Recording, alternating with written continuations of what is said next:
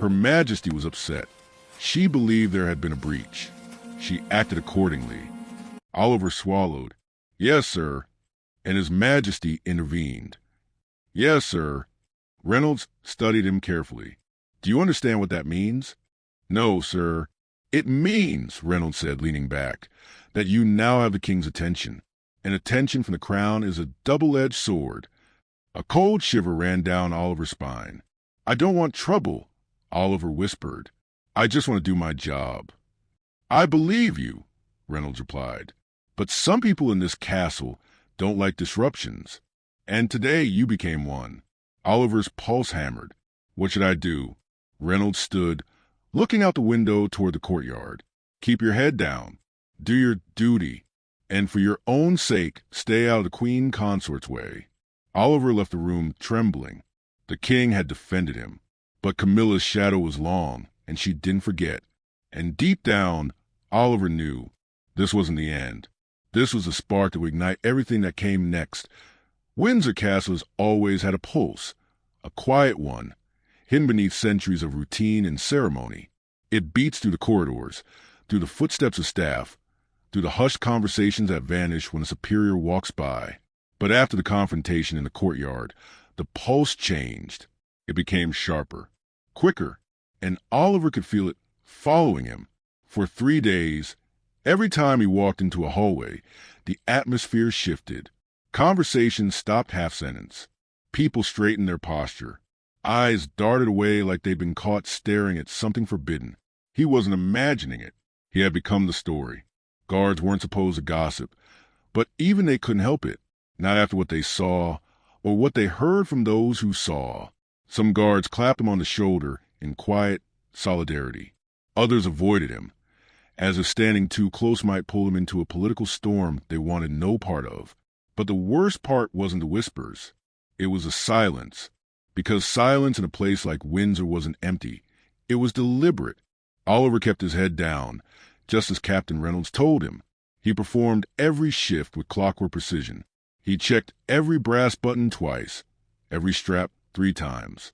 But even as he perfected everything he could control, the one thing he couldn't control grew larger. Rumor.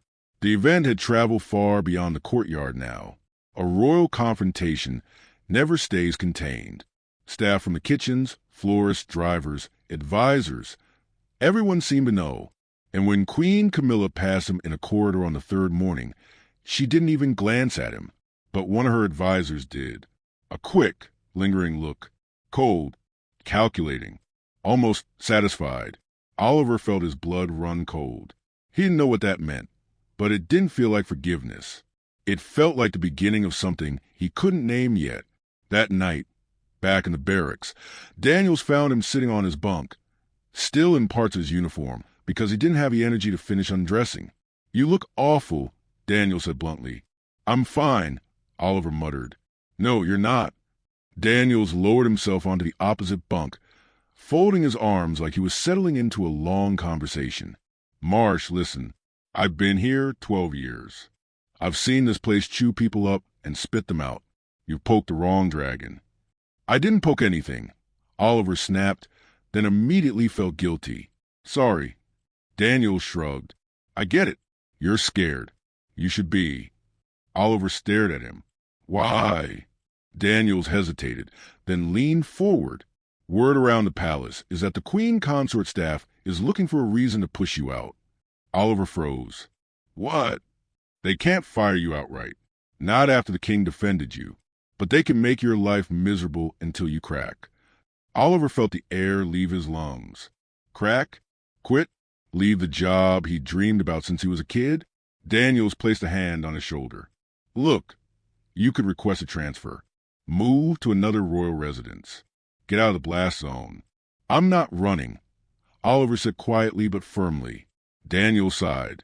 Then prepare yourself, because it's coming. It didn't take long. The pressure began the next morning. Small, subtle things at first, but each one felt like a carefully aimed needle. Oliver arrived at his post on time. Except, suddenly, his shift had been changed, and he had missed the update. He was reprimanded in front of his fellow guards. Later, During uniform inspection, his buttons were apparently incorrectly positioned, even though they were perfectly aligned. Someone filed a report stating that Oliver had moved during a ceremonial stance. He hadn't. Daniels, who stood nearby, confirmed it, but complaint is a complaint, and it went into the record. Every incident was tiny, insignificant, but every one of them chipped away at his confidence. By the end of the week, Oliver's hands shook when he put on his gloves. He wasn't afraid of the job. He was afraid of being pushed out of it. But the worst moment came on the 5th morning. Oliver stood guard on the West Terrace, a quiet assignment far from the main courtyards. Birds chirped over the garden walls. The wind was gentle. It should have been peaceful. Instead, footsteps approached. A tall man in a dark suit, slim, sharp-featured, and carrying a clipboard like a weapon, stopped in front of him. "Guardsman Marsh," the man said with a smooth voice. "I'm Mr. Whitmore. I work with Her Majesty, the Queen Consort." Oliver's pulse thudded loud enough to hear. "Yes, sir." Whitmore smiled, the kind of smile that was made for diplomacy, not kindness. "You've had quite an interesting week, haven't you?" Oliver didn't answer. "I want to remind you," Whitmore continued, "that the smooth functioning of this household relies on discipline, discretion, and an understanding of one's place." Oliver stiffened. "I understand, sir." Whitmore's eyes narrowed with quiet satisfaction. "Do you? Because from where I'm standing, it seems you've drawn rather unnecessary attention." Oliver's jaw clenched. "I didn't intend to—" "Intentions," Whitmore said, stepping closer, "are irrelevant. Results are what matter. And the result is that you become disruptive." Disruptive. The word fell like a blade. Whitmore leaned in, lowering his voice until it was barely above a whisper. "His Majesty may have defended you once, but he will not always be there. And when he isn't—" He let the unfinished sentence hang between them like a threat. Then he straightened, smiled, and nodded politely. "Have a good day, guardsman." He walked away, his polished shoes clicking like a metronome of doom. Oliver's pulse hammered. His breathing quickened. His uniform felt tighter, heavier. The warnings suddenly made sense. This was not a misunderstanding. It wasn't bad luck. It wasn't coincidence. Someone wanted him gone. That evening, Daniel sat with him again. "You can request a transfer," he insisted. "Just go somewhere quieter. Get a fresh start." Oliver shook his head. "If I leave, they win, and it proves I did something wrong." Daniel sighed deeply. "Then be ready, because they're not letting this go." Oliver looked at his hands. His fingertips were still trembling. He hated it. The weakness, the fear, the idea of being a problem just for doing nothing. "What do I do?" he whispered. Daniels didn't have an answer this time. 3 days later, everything felt even heavier. Whispers followed him. Staff avoided him. Senior guards watched with expressions he couldn't read. But the worst moment came when Oliver passed through the East Corridor and heard someone say under their breath, "That's him. Poor kid. He won't last long." Oliver felt his stomach twist painfully. Was this what his career had become? He didn't want to quit. He didn't want to be pitted. And he definitely didn't want to be bullied out of the uniform he worked so hard to earn. But even his strength had limits. That night, he sat on his bunk long after lights out, staring at the ceiling. His chest felt tight. His throat felt raw. He'd never felt so cornered in his life. He wanted to fight. He wanted to stay. But he didn't know how to survive this without losing a part of himself. And still, the worst was yet to come. Because deep inside the palace, behind doors he would never see, a conversation had already begun. One that would change everything. A decision had been made. A plan had been set in motion. And Oliver, unknowingly, was walking straight toward the moment that would push him to the breaking point. Oliver woke before dawn, long before the barracks bell rang.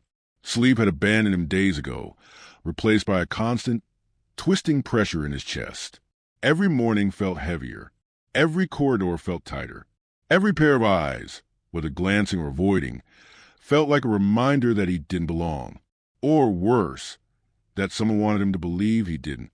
On the 14th day after the confrontation, he stood in the hallway outside the barracks, gripping his gloves so tightly his knuckles turned white. He thought he was ready for anything, reprimands, inspections, more whispers. But he wasn't ready for what came next. Because today wasn't just another bad day. Today was the day they tried to break him. It started with a surprise inspection. Captain Reynolds wasn't the one conducting it, which was already strange. Instead, 3 senior officials from the Queen Consort staff arrived, clipboard in hand. Faces stiff with the kind of official politeness that hides sharp intentions. They lined up the new guards, scanning them like merchandise. When they reached Oliver, one of the officials paused, squinting critically. "Your boots," he said coldly. "Unacceptable shine." Everyone looked down. Oliver's boots gleamed so brightly the ceiling lights reflected off them. He didn't argue. He knew better. Still, the official scribbled something, a complaint that would go straight into his record. Then came the next comment. "Your chin isn't high enough." Another note. "Your stance is slightly off-center by 2 degrees." Another note. Oliver stood perfectly still, but inside his chest, something shook loose. Not fear, not confusion, but a slow-burning anger he didn't know he was capable of feeling. This wasn't discipline. This wasn't correction. This was targeting. When the inspection ended, Oliver felt like a man walking on cracked glass. Every step dangerous, every breath careful. But that was only the beginning. By midday, he was assigned to one of the most stressful posts, the main entrance of the state apartments. Normally, this was a position for senior guards. Precise, high-profile, unforgiving. But today they gave it to him. Daniels found him as he was adjusting his uniform. "They're setting you up," Daniels whispered urgently. "This post is a trap. They want you to slip. One stumble, one turn of the head, one misplaced blink, and they'll have their reason." "I have no choice," Oliver said softly. "Orders are orders." Daniels looked like he wanted to say more, but he didn't. He squeezed Oliver's shoulder once and walked away. The state apartments bustled with diplomats, noble families, foreign guests. The air smelled of polished wood and expensive perfume. A quiet orchestra played somewhere deep inside. Oliver stood motionless beside the tall, carved doors, every muscle tight, every thought on high alert. And for a while, everything went smoothly. Guests passed him. Staff hurried past. Conversations drifted and disappeared. Nothing went wrong. But then, almost too perfectly timed, a palace official brushed past him and muttered under his breath, "Careful, Marsh. They're watching." Oliver didn't move, but dread crawled up his spine. Who was watching? He soon found out.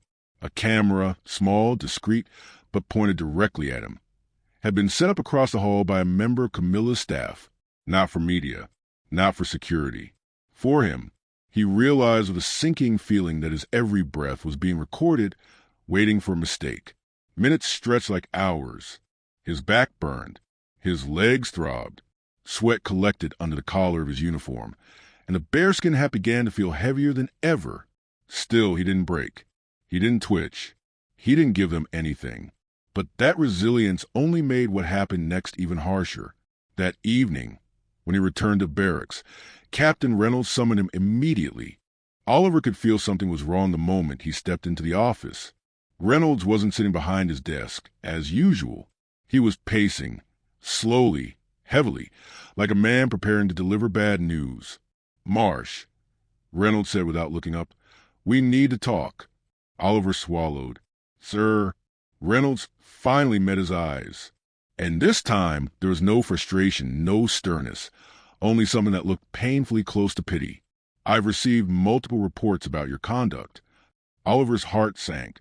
"I've done everything," he started. "I know," Reynolds said sharply, cutting him off. "I know you have." He sighed, rubbing his temples. "And that's the problem." Oliver blinked, confused. "Sir." Reynolds walked to his desk, placed both hands on it, and spoke quietly. "You're being pushed out, Marsh, and there's nothing I could do to stop it." The words hit him like a punch. "No," Oliver whispered, shaking his head. "I haven't done anything wrong." "I know," Reynolds repeated. He sat down heavily, looking older than Oliver had ever seen him. "Then why?" Oliver asked, voice cracking. "Why are they doing this?" Reynolds hesitated before answering. Because you embarrassed someone powerful. Because you became a symbol. Because you're inconvenient. Oliver felt his stomach drop. So what am I supposed to do? He breathed. Reynolds looked at him with tired eyes. You can resign. Leave with dignity. I'll make sure you get a good reference. Oliver's pulse quickened. And if I don't resign, then they'll gather enough complaints to dismiss you, Reynolds said quietly. And it won't be gentle. Oliver looked down at his trembling hands. This job was his dream. The uniform meant something to him. He had trained for months. His family had cried when he was accepted. He had carried the weight of the role with pride, discipline, and everything he had. Now, in a matter of days, it felt like everything was slipping away. Not because he failed, but because someone wanted him gone. I can't resign, Oliver whispered, almost to himself. Not like this. Not when I didn't do anything. Reynolds exhaled deeply, then prepared for a very hard road. Oliver stood up slowly, saluted, and left the office. His legs felt numb. His chest felt tight. The corridors blurred around him as he walked, lost in a haze of fear and anger. But he didn't make it back to the barracks. Not immediately, because halfway down the hallway, he heard someone call softly, "Guardsman Marsh." He turned. A woman, one of the palace staff, older, gentle-eyed, stood near a doorway. When he approached, she glanced around nervously. "Be careful," she whispered. "The queen consort doesn't forget." Before he could respond, she hurried away, disappearing into the labyrinth of the castle. Oliver stood frozen. It wasn't paranoia. It wasn't exaggeration. It wasn't gossip. It was real, and he was in danger of losing everything. 2 hours later, Oliver sat alone on a stone bench near the gardens long after sunset. The sky was dark, the air cold enough to sting. He stared at the ground, fighting the burn in his throat. He thought about the boots he polished every night, the uniform he treated like an honor, the pride in his mother's eyes when he left home, the oath he took, the promise to serve with dignity. Was he really going to be forced out because he stood still while someone else misjudged him? His fist tightened. The easy path was to resign, to leave quietly, to disappear. But deep inside him, past the fear, past the exhaustion, something small but fierce lit up, a spark. He wasn't going to quit. Not like this. Because this wasn't just about him anymore. It was about every guard who'd ever been pushed aside, every staff member who'd ever been intimidated, every person told to stay silent to protect someone else's power. Oliver stood up slowly, the cold air filling his lungs. If they wanted to fight, fine. He wasn't running. But he had no idea that the real turning point, the event that would change everything, was only hours away. Because somewhere in the palace, a phone was recording. And by morning, the world would know. The morning light crept slowly over Windsor Castle, quiet and pale, the kind of sunrise that usually brought calm. But not today. Not for Oliver. He barely slept, barely breathed, barely understood the wave that was about to crash over his life. Because overnight, something unbelievable happened. Someone leaked the truth, not whispered it, not hinted at it, leaked it, fully, loudly, publicly. A video of the Courtyard confrontation, a detailed account of harassment afterward, and even a quiet snippet showing King Charles stepping forward to defend him. All of it was out in the world before the castle even stirred from its sleep. By the time Oliver reached the barracks hallway, Daniels was already running toward him. Marsh. Daniels gasped, shoving his phone into Oliver's hands. "Look." Oliver stared at the screen. Headline: King Charles quietly defends young guard, palace tension exposed. Another headline: The guard who stood still, the story behind the royal clash. And beneath it, thousands of comments, people praising the king, supporting Oliver, expressing shock, anger, sympathy. Oliver's hand trembled. "I didn't do this," he whispered. "Doesn't matter." Daniels said, "The world knows. And this changes everything." But Oliver didn't feel relief. He felt panic. Public attention meant pressure. Pressure meant consequences. And consequences inside the palace were never small.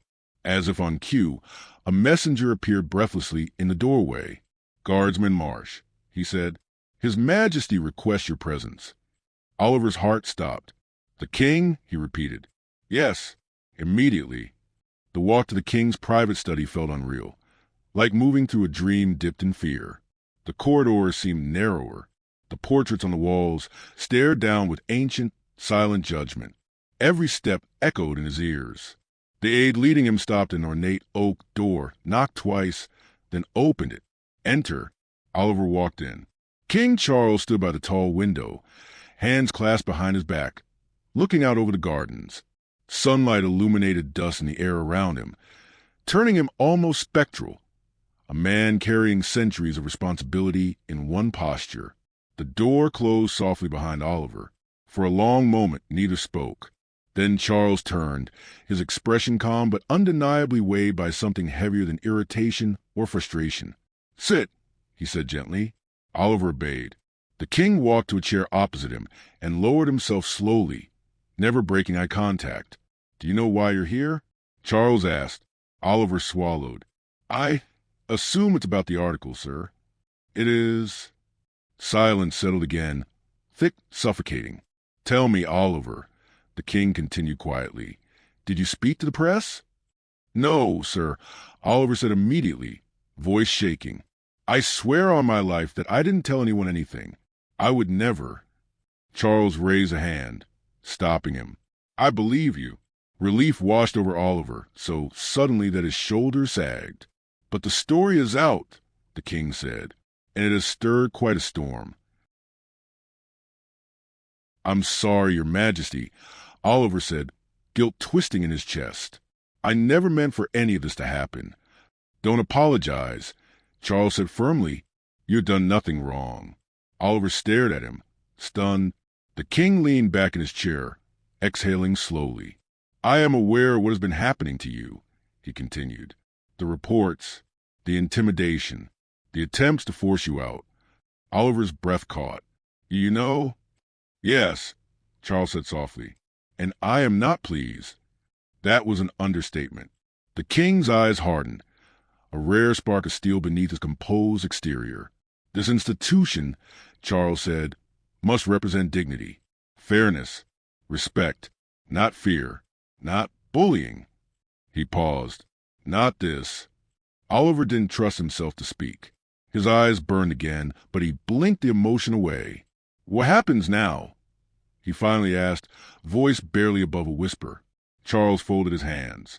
Now, he said, we make sure it never happens again. Within hours, the palace released a formal statement. It didn't name Oliver directly, but it didn't need to. The message was unmistakably clear. A new review of workplace behavior, a restructuring of oversight roles, a commitment to protect staff from retaliation, and a personal emphasis from the king on dignity and justice. The tone was unlike anything the palace had issued in years. Behind the scenes, whispers said Charles had raised his voice. Others said he had simply spoken with such controlled force that even seasoned advisors fell silent. Whatever he did, the effect was immediate. The atmosphere shifted. Oliver felt it the moment he stepped into the hallway. Staff who once stared at him with suspicion now nodded politely. Senior guards straightened when he walked by. The petty complaints vanished. The silent hostility evaporated. For the first time in weeks, the castle felt normal. Captain Reynolds called him in again, but this time his expression wasn't tired or tense. It was sincere. Marsh, Reynolds said, I owe you an apology. You don't, sir. I do, Reynolds insisted. I should have stood up sooner. I should have fought harder. Instead, I let a young guard carry a burden he didn't deserve. Oliver swallowed hard. Thank you, sir. Reynolds smiled faintly. You've got a future here, Marsh. A good one. And I'll personally make sure you're treated fairly from now on. The weight inside Oliver's chest finally began to lift. But the most unexpected moment hadn't happened yet. 2 days later, during a formal courtyard ceremony, the king and queen walked down the line of guards. A traditional inspection, brief but symbolic.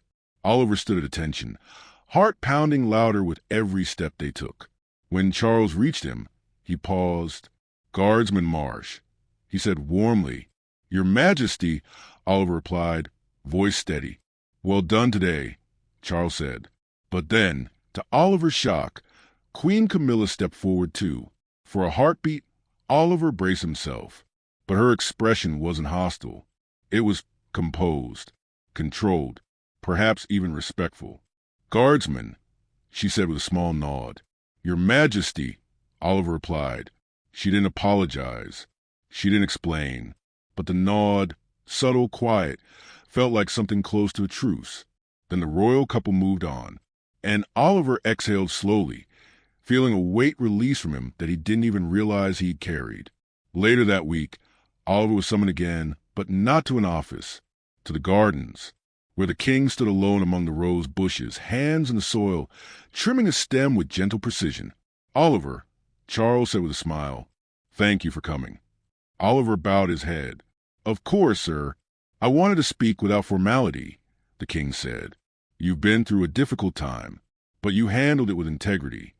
He paused. And I wanted you to hear something from me directly. Oliver looked up.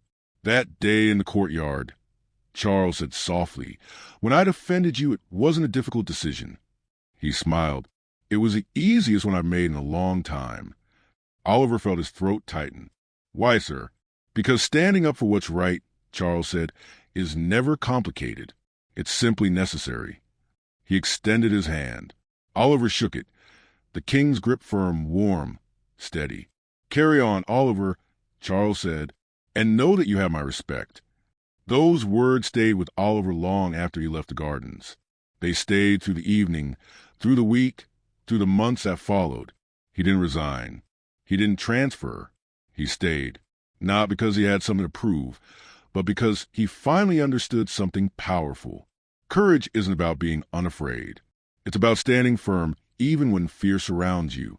And sometimes a single act of kindness, a single voice that chooses fairness over convenience, can echo across stone walls, across people's hearts, across entire institutions. Oliver Marsh served the crown for many years after that. Young guards looked up to him. Officers respected him. Even senior staff treated him with care. And whenever anyone asked him about that day, he always said the same thing. The king taught me that real strength isn't about power. It's about how you use it. And I'll never forget that. And neither would anyone who heard his story.